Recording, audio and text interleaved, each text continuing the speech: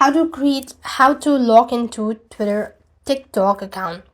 If you want to log into TikTok account, you need to make sure that you already have an account. Only then you'll be logged into your TikTok account. To begin with, open the TikTok app on your device. If you've not installed the app, you want to make sure to install it, and this is going to take you to the home page. So you'll be able to see that content or videos as well. But you want to click on the initials at the bottom right corner and click on login at the bottom of the page. When you do this, you want to select whether you've created your account using your phone, email, username, or continued with your Facebook, or continued with Google. Select either one of these. If you've used your information, or if you've used your email or phone number, you want to type in that.